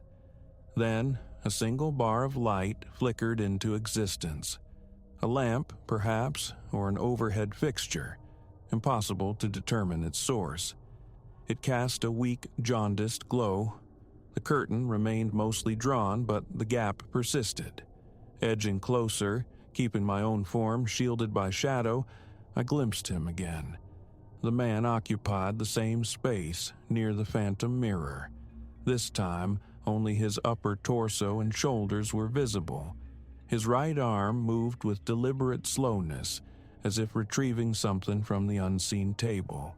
His face remained obscured.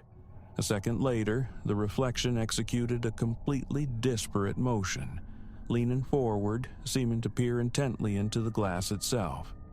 My mouth turned to dust. Tingling awareness prickled my extremities. The same horrifying desynchronization. Then the reflection's head swiveled toward the window, pausing, scanning. I ducked instinctively, heart hammering, breath catching.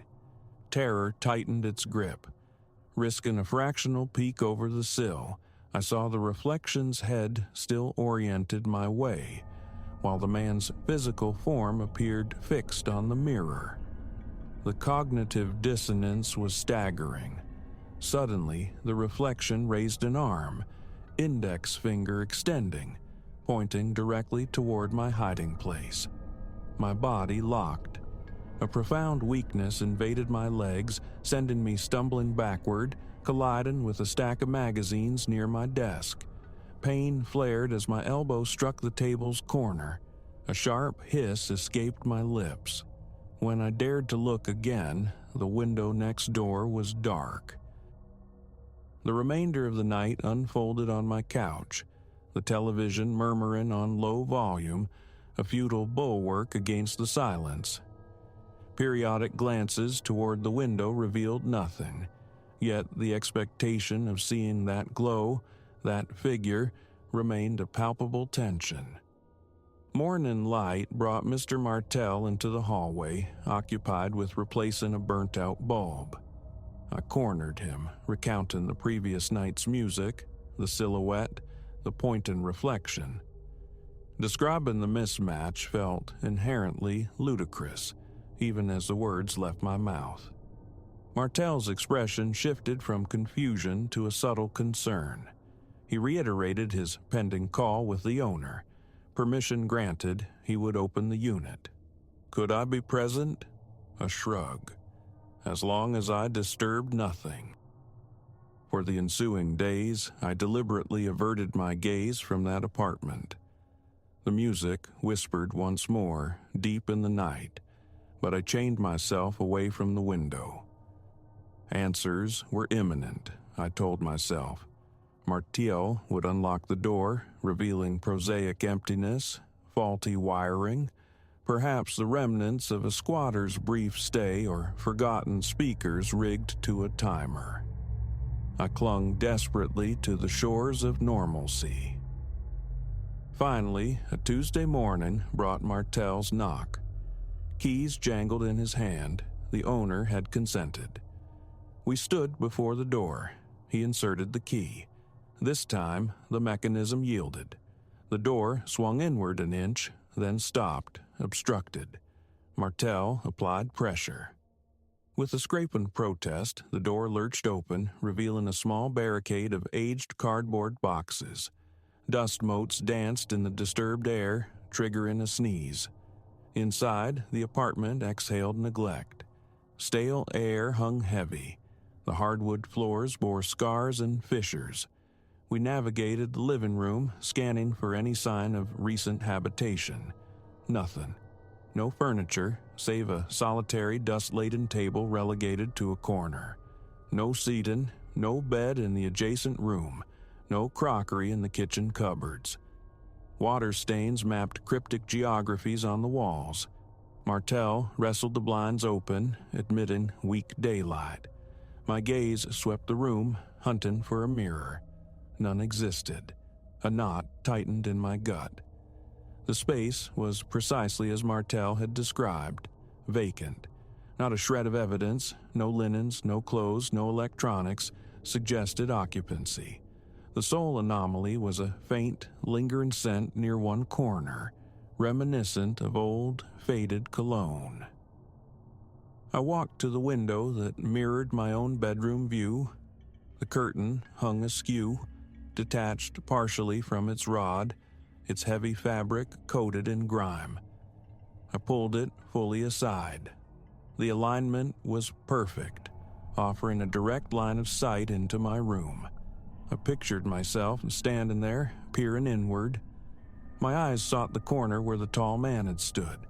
Empty space greeted me. No mirror, no table, only faint, dusty footprints.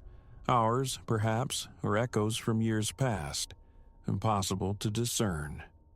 Martel offered a shrug, mumbled something about the tricks old buildings play on the eyes, and departed.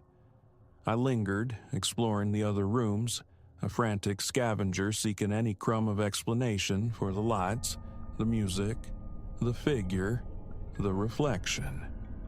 I found nothing. Returning to my own apartment, I felt hollowed out, consumed by an unnerving exhaustion. Routine felt alien. Echoes of that spectral jazz tune haunted the periphery of my hearing. What was I to believe? Relief warred with a deeper, more profound disturbance. If the apartment was truly empty, then what had I witnessed? That night, steeling myself, I approached my window around 11. The apartment opposite remained dark. The curtain, left open after our inspection, revealed only the shadowed interior. A fragile calm began to settle. Perhaps the intrusion, the light, had broken the spell. As I started to turn away, a light flickered on in that deserted living room. Unmistakably. No lamp, no fixture existed there. We had confirmed it. Yet a pallid glow bloomed, weak as a dying bulb or a guttering candle. My heart surged. I forced myself to remain, to watch. The air in my room felt suddenly glacial against my skin. My neck grew rigid. A tall silhouette materialized, eclipsing part of the feeble light. The exact outline, broad shoulders, long limbs. It stood near the corner, the very spot confirmed empty mere hours before. My breath lodged in my throat. I waited, suspended. A heartbeat later, the figure turned slowly, just enough to present its profile. Details remained elusive, lost in shadow, but the shape was distinct. It was undeniably looking my way. Though I couldn't discern eyes, I felt the weight of its gaze. The fine hairs on my arms prickled upright. That debilitating weakness returned to my legs. My hand instinctively sought my phone, not to call, but merely to hold, an anchor in the tide of impossibility. The figure stepped sideways, a slow drift toward the window. Not closer, I realized, but adjacent. The music began again, faint, thin, imbued with the scratchy texture of an ancient phonograph. My heart hammered violently. I wanted to wrench my eyes away, to flee, but remained transfixed. The figure deliberately raised an arm, finger extended, pointing directly at me. A silent, undeniable accusation. He saw me. I recoiled, stumbling backward. My phone slipped from nerveless fingers, clattering onto the floor. When I looked up, blinking back tears of sheer terror, the adjacent window was black once more. The light, the silhouette, extinguished. The music vanished. Only silence remained. I stood there, pulse throbbing in my temples, staring at that void for what felt like an eternity, but could only have been moments. How? After finding nothing? Now, recounting this, I possess no answers, only the chilling certainty of my experience. Mr. Martell maintains the official narrative. Vacancy. No explanations have been offered, none sought beyond his initial dismissal. I haven't ventured back inside. I skirt that section of the hallway after dark. Moving is a tempting fantasy, constrained by finances. I oscillate between desperate hope for a mundane solution overlooked and the chilling acceptance of the impossible. I cannot erase the memory of that reflection turning, staring, nor the final, pointing silhouette. It defied reality, yet I witnessed it. Sleep is a fraught territory now, haunted by phantom jazz notes, by the image of pale light leaking through unseen curtains. Sometimes I awaken slick with sweat, utterly convinced that something stands just beyond the plaster, listening. But courage, when mustered, reveals only darkness. And sometimes that darkness feels sentient, watchful. I no longer know the precise boundary between perception and reality, but I know what I saw, what I continue to hear, regardless of disbelief. I cannot deny it. Something resides in that apartment, and its presence refuses to be ignored. The most terrifying part? I don't believe I can ignore it any longer. Each night is a vigil, listening for the next sound, dreading the next flicker of light, trapped in an unwinnable war of attrition with the unknown. And I have no strategy for escape, no notion of how to silence the music or extinguish the light for good.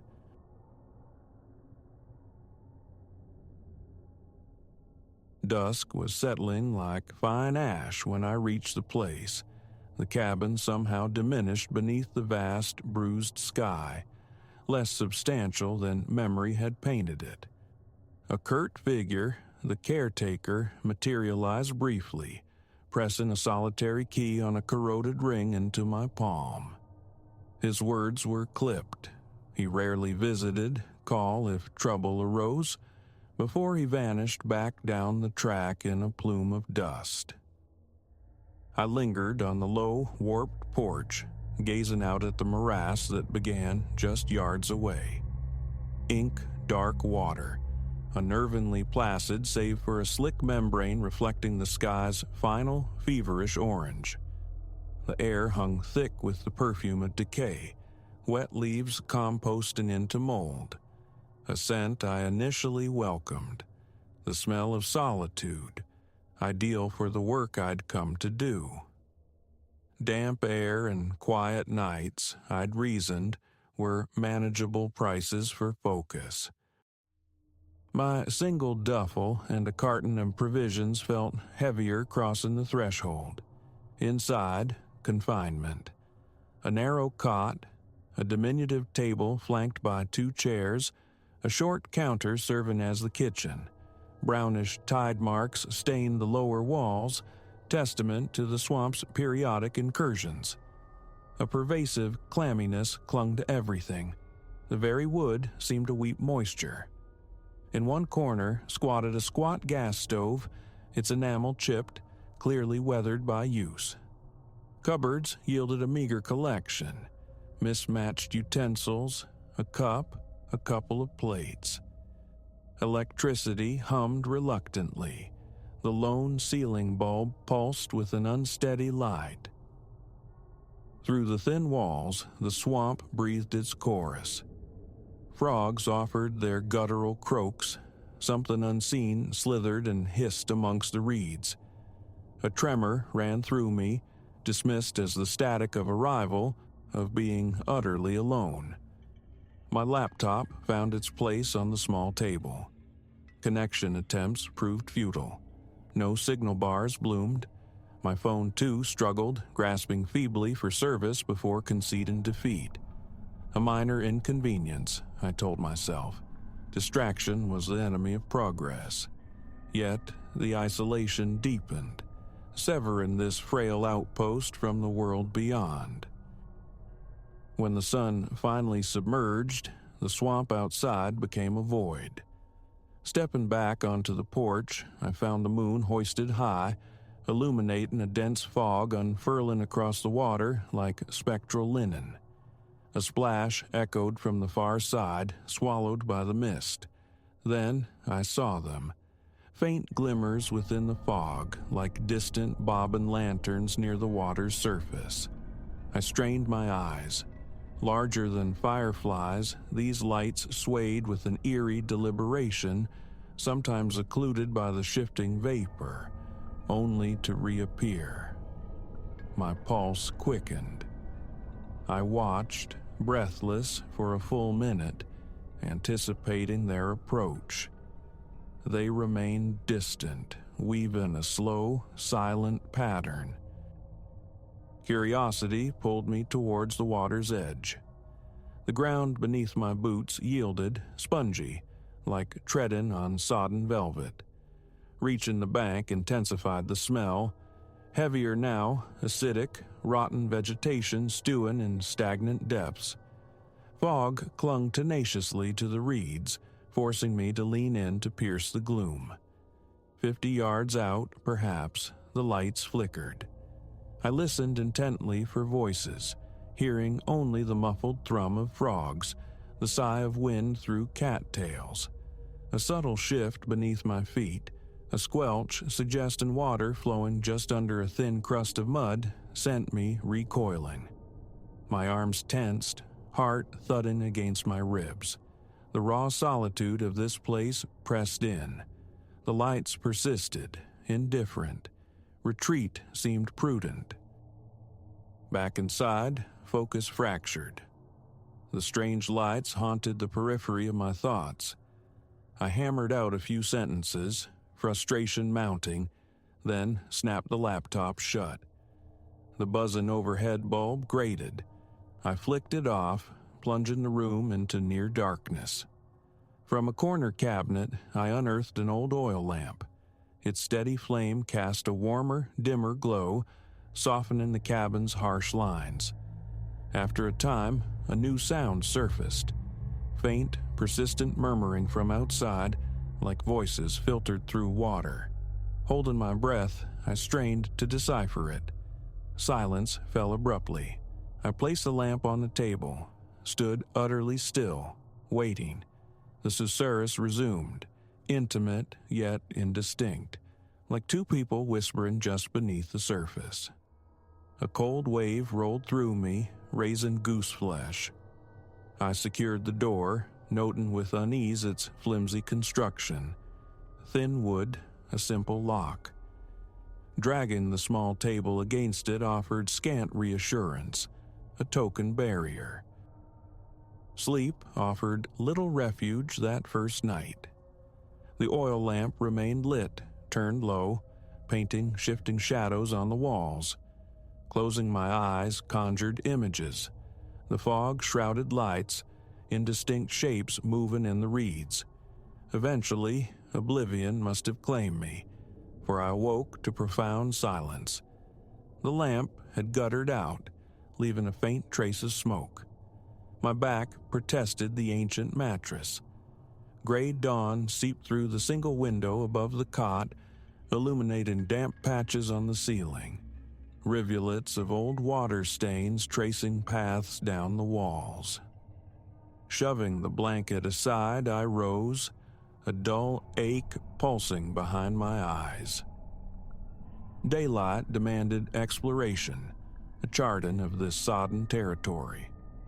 The morning air was a tangible presence, thick, humid, carrying that sour tang on the breeze. The vegetation ringing the swamp was taller, wilder than it had appeared. Gnarled trees, half drowned, thrust twisted limbs from the water. Mud near the edge clutched at my boots, releasing them with a greedy sucking sound. Beside the cabin, a small clearing sloped towards the mire, the ground firmer here. Green algae scummed the water, broken by patches of black, reflective liquid. I scanned for signs of passage, human or animal. A few frogs sunned themselves on a log. A snake poured itself into the undergrowth at my approach. No footprints, no discarded wrappers. Only stillness, yet underscored by teeming, hidden life. Insects droning, unseen ripples betraying movement beneath the surface. Most of the day dissolved in futile attempts at writing. Lunch was a solitary affair of tinned goods consumed at the little table. Claustrophobia tightened its grip. The walls, the low ceiling, seemed to press inwards, the swamp's breath seeping through invisible cracks. Small gurgles emanated from outside as if the mire itself were sighing. Mid-afternoon, seeking relief, I threw open the windows.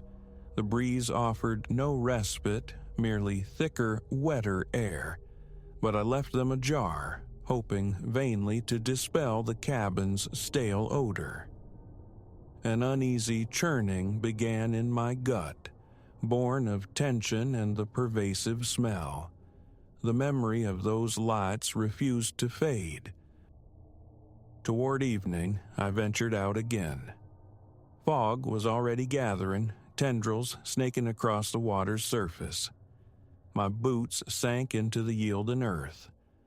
I listened, attuned to any discordance in the familiar symphony of frogs and insects. Then, a faint scraping, reeds brushing against something solid. I moved cautiously along the water's edge, trying to muffle my steps. My heart beat a steady, heavy rhythm. My palms grew damp. The sky deepened to an imperial purple. As the moon ascended, the fog thickened, coalescing into a soft gray wall. And there they were again. 3 distinct glows this time, orbiting slowly, closer together now, describing some inscrutable pattern in the same distant sector of the swamp. The urge to wade in, to confront the mystery, warred with a visceral revulsion. That dark water felt treacherous, its depth unknown. I remained rooted to the shore, watching. Suddenly, the whispering returned, softer now, muffled by the encroaching fog. My head felt strangely light. My mouth turned to dust. Dropping into a crouch behind a screen of tall grass, I scanned the shrouded vista. No silhouettes emerged, only reeds and the drifting vapor. The whispering persisted for mere seconds, then ceased. I straightened, wiped sweat from my brow, and beat a hasty retreat to the cabin. Inside, I threw the bolt and switched on the electric light. Its erratic flickering amplified my unease. Retrieving my flashlight, I checked its beam, strong and steady. It became my companion on the table. I sat, forcing calm into my ragged breathing, debating a call to the caretaker. What could I articulate? Strange lights? Odd sounds? Swamp gas, he'd likely say, or nocturnal creatures. I was committed to this place for now, and the need for quietude remained. Logic insisted it was nerves, frayed by isolation. My gut screamed otherwise. That night, the whispering intensified. It began near midnight, rising and falling like a tide. Words seemed to hover at the edge of comprehension, distorted as if spoken through layers of wet earth. My hands trembled. I sat rigid on the cot, flashlight aimed squarely at the door, chest tight with apprehension. Shadows danced beyond the window pane. Intermittently, a soft tapping sounded against the cabin's flank, like fingernails drawn across weathered wood. My mind raced, envisioning scenarios. Fleeing now into the dark, down that narrow, rutted track, felt more perilous than staying. Morning, I promised myself. Wait for morning. At some point, exhaustion must have dragged me under again. I awoke drenched in sweat, dawn painting the window gray. The whispering had ceased. My jaw ached from clenching. Tension knotted my shoulders and back. I forced down water from the tap, splashed my face in the small basin. My reflection in the tarnished mirror was a stranger. Haggard, dark circles blooming beneath weary eyes. After a quick, tasteless breakfast, I stepped outside. The air was oppressively thick, the smell intensified, laced with something acrid, sulfuric. I decided to trace the swamp's perimeter in the opposite direction, seeking a source, an explanation. The undergrowth resisted, dense reeds and thorny shrubs clawing at my clothes. My boots plunged into hidden pockets of mud. Sweat plastered my shirt to my back. Insects formed a whining halo around my head. Small creatures rustled away at my clumsy approach. No other dwellings, no paths worn by human feet. Just the sprawling morass, patches of dark water interspersed with impenetrable thickets. Leaning trees displayed skeletal, half-exposed roots. Decay was the dominant motif. An hour yielded nothing. Frustration gnawed at me. No hidden boat, no concealed trail offered itself up. Returning to the cabin, I tried again to write. Concentration remained elusive. Every creak of the aging structure, every anomalous sound from the swamp jolted me upright, listening, waiting. The knot in my stomach tightened, a constant companion. That evening, the fog descended earlier, more aggressively. It swallowed the water, crept onto the banks, enveloped the cabin in its damp embrace. Just before full darkness claimed the sky, I stepped out, flashlight carving a tunnel through the mist. Visibility shrank to 10 feet. Beyond that, an impenetrable wall of gray, a distinct splash nearby. I swung the beam, only concentric ripples disturbing the surface. My heart hammered. My mouth was parched. Turning back towards the cabin, a flicker of movement caught my eye. Behind the reeds, a tall, stooped shape. It dissolved the instant the light touched it. I retreated, flashlight beam sweeping the spot where the figure had seemed to stand. Silence descended again. Absolute. I scrambled inside. The door bolted. I wedged a chair beneath the knob, acknowledging the gesture's futility even as I performed it. My hands shook so violently I fumbled the flashlight. Extinguishing the electric bulb, I lit the oil lamp once more. Outside, the darkness felt absolute, the fog pressing against the glass like a physical weight. Condensation streaked the panes, transforming the interior into a humid cavern. Around 9, the whispering began anew. louder than ever before. It sounded like a chorus now, multiple voices interwoven, speaking simultaneously, the words frustratingly indistinct. I fought to ignore it, staring intently at my laptop screen, but the sound seeped past my defenses, coiling in my mind. My breathing grew shallow, rapid. Sweat trickled down my temples. Near midnight, a solid thud struck the cabin wall. I leapt up, sending the chair skittering. My heart felt ready to burst. The whispering surged, seemingly right outside the door, urgent, insistent. Grabbing the flashlight, I crept to the entrance, pressed my ear to the thin wood. I heard a sound like dripping water, the soft shuffle of movement in mud. Panic flared. Should I shout? Warn them off? Fear of provoking something worse held me silent. My mouth felt abrasive, swallowing impossible. How long I stood there, paralyzed, I couldn't say. 10 minutes? 30? Gradually, the sounds ebbed. The whispering faded, leaving only the familiar drone of insects. But the tension remained, a coiled spring inside me. Flashlight clutched tight. I kept vigil until the first fragile light of dawn filtered through the window. My body screamed exhaustion, muscles aching as if from a prolonged struggle. My hands were stiff, cramped around the flashlight cylinder. My neck throbbed. The instant sufficient light permitted, I moved. Laptop, clothes, stuffed haphazardly into the duffel, a hastily scribbled note for the caretaker left on the table. An early departure, unavoidable. The deposit was irrelevant. Escape was paramount. My stomach churned, my pulse still raced. On the porch, the swamp appeared deceptively serene, gray and calm in the nascent light. The fog lingered, a low-slung blanket over the water. A distant splash registered, but it no longer held power over me. I strode towards my car, parked a little way off.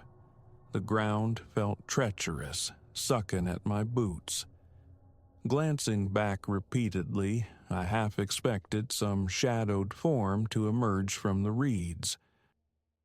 Inside the car, the engine turning over was the sweetest sound. Pulling away from the cabin, a palpable weight lifted. The dirt track, slick with mud, demanded careful navigation. In the rearview mirror, the swamp receded, the cabin's roof briefly visible through the skeletal trees, then gone. My hands still trembled on the steering wheel, but I drove, pushing onward until the blessed asphalt of the main highway appeared. At the first gas station, I pulled over, killed the engine, and drew a long, shuddering breath. My shirt clung damply. My eyes felt gritty with fatigue. Catching my reflection in the station window, I saw the toll. Exhaustion etched deep. The whispers echoed in my memory. The phantom lights shimmered behind my eyes. The tapping resonated against phantom walls. Even miles away, a residue of pressure remained in my chest, a psychic stain. But I was out. Explanations felt superfluous. Freedom from that place was enough. Back in the car, merging onto the highway, the increase in speed felt like absolution. My only objective, distance. Find lodging far from any swamp, any fog that concealed dancing lights, any whispers that rose from mud and decay. I drove, watching the odometer click away the miles, resolutely refusing to look back.